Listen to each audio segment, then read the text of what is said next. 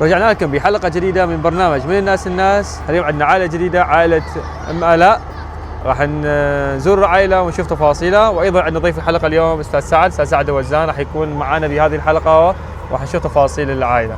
أهلا وسهلا بك أستاذ عمر، وشكرا على الدعوة الكريمة، ورمضان كريم عليكم يا رب، وعلى خلوها أجمل اللي دائما ما تكون سباقة بمساعدة الفقراء وبالمبادرات الجميلة. احنا اليوم بدار بيت أم آلاء. أم آلاء عندها 3 بنات فقط.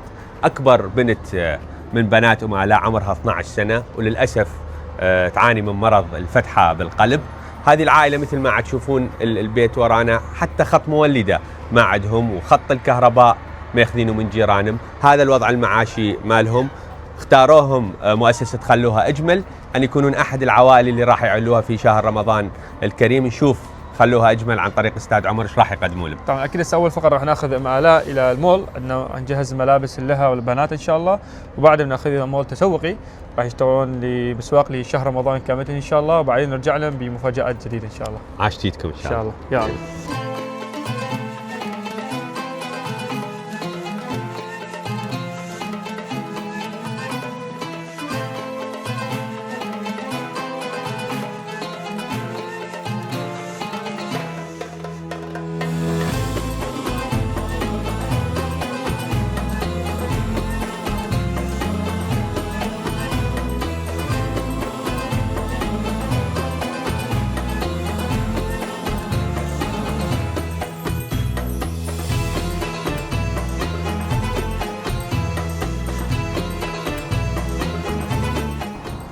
رجعنا لكم من جديد مع عائلة أم آلاء بعد ما جهزناها بالأجهزة الكهربائية اللي هي طلبتها.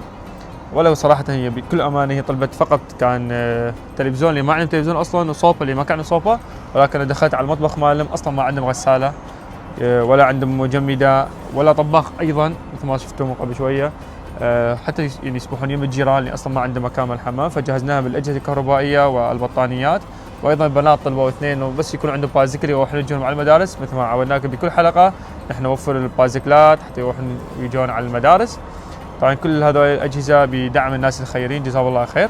بالاضافه الى التبرع بملابس العيد من قبل الست هلا فارس، بالاضافه لمتبرعين اخرين بمواد غذائيه. وايضا اكو كارت خاص مقدم من مدينه العاب جده سيتي السياحيه في منطقه الشلالات. هي عباره عن بطاقه مفتوحه لجميع الالعاب لمده سنه كامله، من هاليوم وليوم السنه كامله اي وقت يروح يكون دخوليه، وجميع الالعاب لهم مجانا. ومشكور السيد وكاله عمر عطار باشي للوكالات التجاريه ولتجاره السيارات بالتبرع بمبلغ مالي اضافي لدعم هذه العائله. اكيد طبعا، واكيد بعد قليل راح يكون الفطور ان شاء الله معاهم. مطعم محل 21 قدم لهم اكل مصلاوي، راح يكون ان شاء الله فطورنا مع العائله. الله أكبر الله أكبر. وهذا الفطور مقدم من مطعم محل 21 في مدينة الموصل القديمة. بنهاية اليوم جولتنا أشكر مؤسسة خلوها أجمل للدعوة.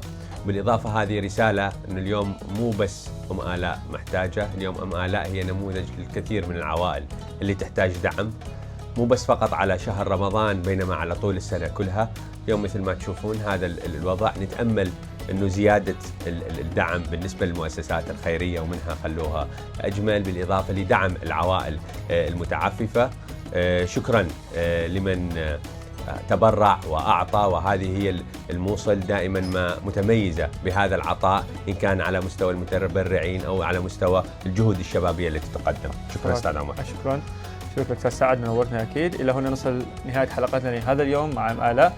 وأيضا أنتم بكلكم التبرع لرعاية أم آلاء، راح نخلي بالأرقام الحسابات المصرفية وأيضا أرقام التواصل اللي يحبوا يجيبوا إلى منزل أم آلاء أو يتبرعنا على زي كاش أو الكي رافدين أو FIB، نحن بدورنا راح نوصلها. طبعا مثل ما شفتم أم آلاء محتاجة تأسيس كهربائيات، أيضا عندها ذكرت هي عندها مبلغ مطلوبة عند أهل الأسواق وأهل المولدات، فاللي يحب يساهم معنا ويطفي ديونه بهذا الشهر الكريم فأكيد يتواصل معنا.